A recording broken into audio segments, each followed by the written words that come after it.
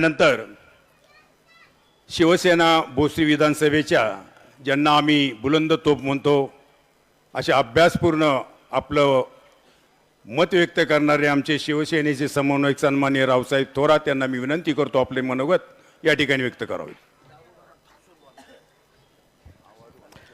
कुलस्वामिनी आई तुळजाभवानी, राष्ट्रमाता राजमाता आऊ जिजाऊ साहेब, हिंदवी स्वराज्य संस्थापक छत्रपती शिवाजी महाराज, धर्मवीर छत्रपती संभाजी महाराज, भारतीय घटनेचे शिल्पकार भारतरत्न डॉक्टर बाबासाहेब आंबेडकर, या महाराष्ट्रामध्ये ज्यांनी शिक्षणाचा पाय रोवला ते महात्मा ज्योतिबा फुले, महात्मा सावित्रीबाई फुले, हिंदू हृदय सम्राट वंदनीय बाळासाहेब ठाकरे यांना सर्वप्रथम मी या ठिकाणी वंदन करतो.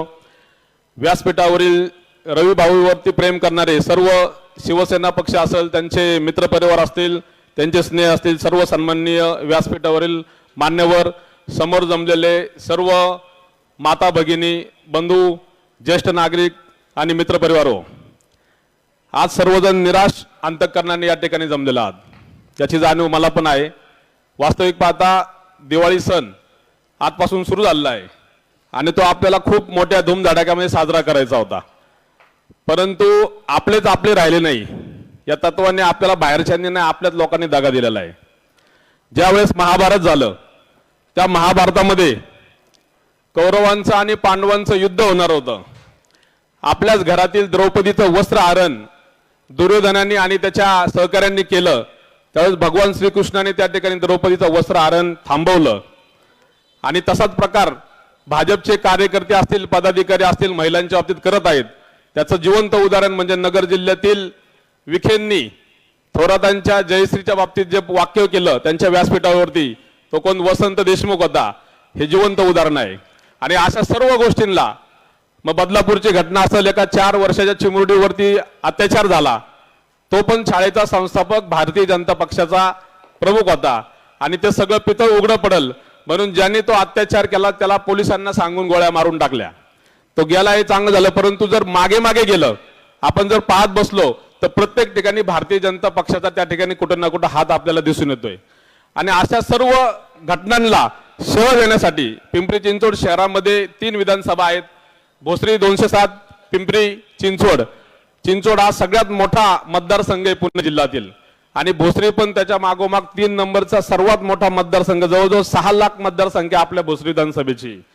असं असताना आपला एकही नगरसेवक पिंपरी चिंचवड शहरामध्ये नाहीये, भोसरीमध्ये पण नाहीये.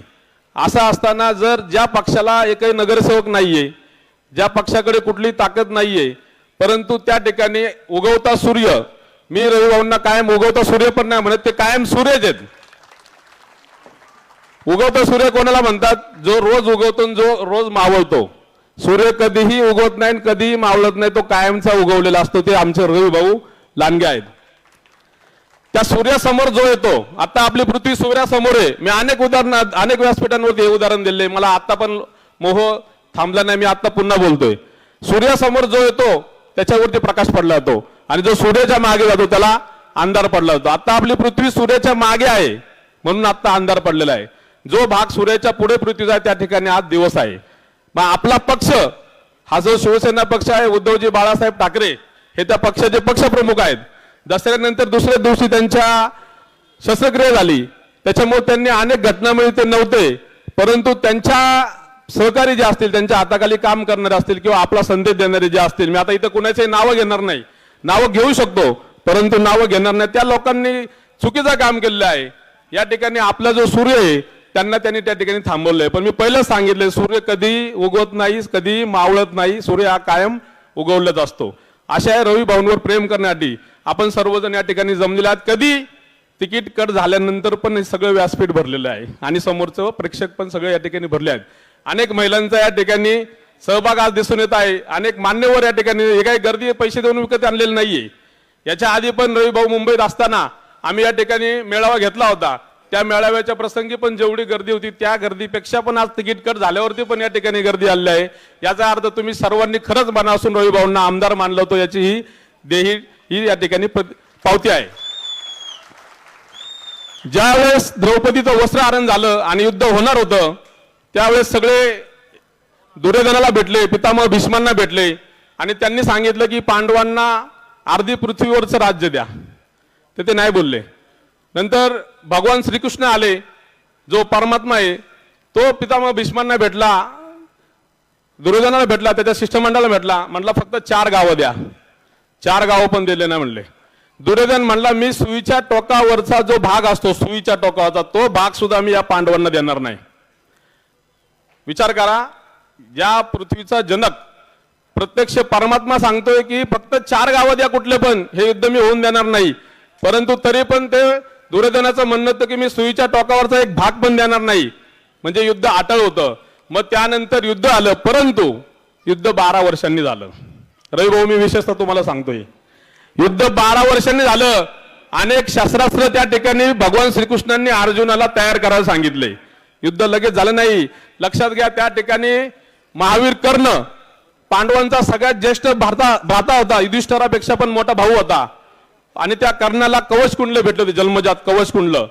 ते इंद्राने रात्रीचं वेश ब्राह्मणाचं घेतलं आणि त्या ठिकाणी कर्ण हे दानवीर होते आणि कर्णाला सांगितलं तुमचे कवच कुंडले मला द्या.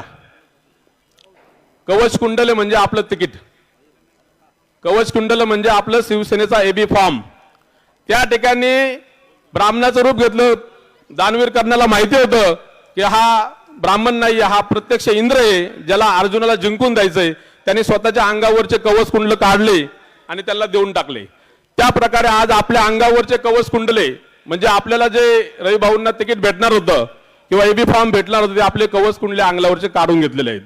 म्हणजे आपला सर्वोत्कृष्ट योद्धा, मी आताच बोललो, हा अर्जुन नव्हता, ते महावीर कर्ण होते. परंतु त्यांचे शस्त्रच काढून घेतले. त्यांना शाप दिलता की ब्रह्मास्त्र तुम्हाला योग्य वेळेस आठवणार नाही, अचानक युद्धाच्या वेळ प्रसंगी तुमचा रथ अडकला जाईल, असे अनेक त्यांना शाप देण्यात आले होते. आणि ते सगळे त्यांना एकाला निवडून आणायचं होतं, अशा करता केलं होतं. मग आपले आज जर कवच कुंडले काढले आहेत, तर अशा ठिकाणी जर आपण लढलो तर आपला पराभव निश्चित आहे. मी गोड बोलणारा नाहीये, मी समोर स्तुती करणारा नाहीये. जे मला पटतं, जे माझ्या सत्सद विवेक बुद्धीला पटतं, ते मी सांगणार आहे. मला काय म्हणायचंय, 12 वर्षांनी ते युद्ध झालं. अर्जुनाने यांनी सर्व तपश्चर्या करून शस्त्रास्त्र घेतले आणि 12 वर्षांनी दुर्योधनासकट संपूर्ण कौरवांचा नाश केला. आपल्याला 5च वर्ष थांबायचे. 5 वर्षांनी पुन्हा महानगरपालिका आहेत, 5 वर्षांनी पुन्हा आमदारकी आहेत, विधानसभा आहेत, खासदारकी आहेत. आता अनेक मान्यवरांनी या ठिकाणी आपले कलाकार कोल्हे साहेबांचा उल्लेख केला. कोल्हे साहेब खरंच कलाकार आहेत आणि आपलं तिकीट कट करण्यात सर्वात मोठा जर हात असेल तर त्या कोल्हे साहेबांचा आहे. त्यामुळे त्यांची पण योग्य वेळेस आपण, ज्यावेळेस आपल्याला गरज लागेल किंवा आपल्याला वेळ भेटेल त्यावेळेस त्यांचा पण आपण समाचार नक्की घेऊ. पण माझं असं म्हणणं आहे की रवी भाऊंनी 2 महिन्यापूर्वी शिवसेनेत प्रवेश केला आणि अख्ख्या भोसरी विधानसभेमध्ये, म्हणजे आम्ही सगळीकडे फिरतोय, अख्ख्या भोसरी विधानसभेमध्ये सगळ्यांचं लक्ष रवी भाऊ लांडगेंवरती होतं. त्यांचे चुलते अंकुशराव लांडगे साहेबांचं जे काम आहे, कर्तृत्व आहे, ते नाव आजही कानाकोपऱ्यामध्ये निघतं. आजही त्यांच्या वडिलांचं नाव निघतं, सगळ्यांचं नावं निघतात. हे घरानं कसं आहे आणि या भोसरीवरती अंकुश ठेवणारं या ठिकाणी व्यक्तिमत्व आपल्याला रवी भाऊ लांडगेंच्या रूपाने भेटलं होतं. परंतु जसं गरुडाचे पंख छाटले जातात आणि त्या गरुडाला म्हटलं तर आता उडून दाखव, जो पक्ष्यांचा राजा गरुड आहे त्याचे पंख छाटल्यावर तो जरी राजा असला तरी तो उडू शकत नाही. म्हणून आज आपल्या गरुडाचे पक्ष छाटलेले आहेत. म्हणून आपल्याला संयम हा ठेवावा लागेल, हे मी मनापासून बोलतोय. अनेक गोष्टी आहेत या ठिकाणी, अनेक गोष्टी बोलण्यासारख्या आहेत. रविभाऊ ज्यावेळेस मुंबईत होते, आम्ही त्यांना जास्त त्रास देत नव्हतो, तरी पण न राहता आम्ही त्यांना एक फोन करायचो की भाऊ कुठपर्यंत आले, टीव्ही पुढे बसून आम्ही सकाळपासून, अजून आपलं काय दाखवत नाहीयेत. ते म्हणायचे नाही होईल, 100% होईल. त्यांचा शिवसेनेच्या संपर्क प्रमुखांवरती, त्यांच्या उपनेत्यांवरती, शिवसेनेच्या नेत्यांवरती इतका विश्वास होता की रवी भाऊ शेवटपर्यंत सांगत होते नाही होईल, आपलं काळजी करू नका, आले का लगेच आपण तुटून पडू, हे त्यांचे वाक्य होतं. परंतु मी म्हणलं ना, आपल्याच पक्षाने गद्दारी केली. पिंपरी नाही, भोसरी नाही, चिंचवड नाही, कुठलंच नाही. याचा अर्थ काय, तुम्ही 100% मॅनेज झालेत. आपल्याच पक्षाचे लोक 100% मॅनेज झालेत. पैसा पुरवला, पैसा भेटलाय सगळ्यांना. ज्या पक्षामध्ये आज रोजी कुठेही ग्रीन सिग्नल नव्हता, कुठं हिरवं गवत उगवलं, सगळीकडे वाळवा पसरला होता, अशा ठिकाणी रवी भाऊ लांडगेंनी या ठिकाणी प्रवेश करून सगळ्यांना आम्हाला ताकद दिली होती. हे बघा, संध्याकाळी ज्यावेळेस रात्रीचे पक्षी बसतात विश्रांतीसाठी, ते वडाच्या झाडावर बसतात, ते पपईच्या झाडावर बसत नाहीत. पपई झाडावर बसलं तर कधी पान मोडन आणि कधी खाली पडल हे माहीत नसतं. तसं रवी भाऊ हे वड रूपी आपल्याला भेटलेले होते. आपण सगळे त्यांच्या जीवावरती उड्या मारत होतो. आम्ही तर काही जे विद्यमान आहेत त्यांची कागदपत्रे काढून ठेवली होती, त्यांनी काय काय पराक्रम केले 10 वर्षात ते सगळं आम्ही व्यासपीठावरती बोलणार होतो.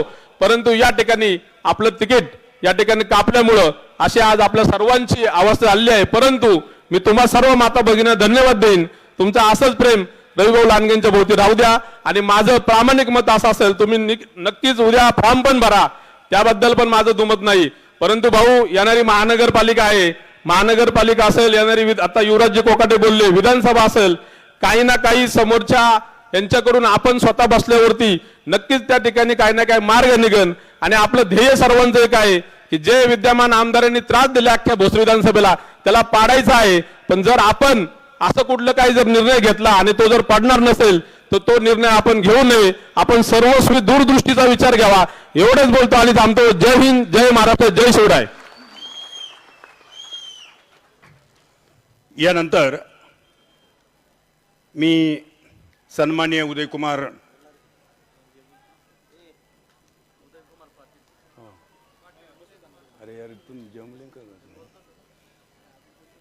या ठिकाणी आपले रविभाऊंचे सहकारी मित्र सन्माननीय उदयकुमार पाटील साहेब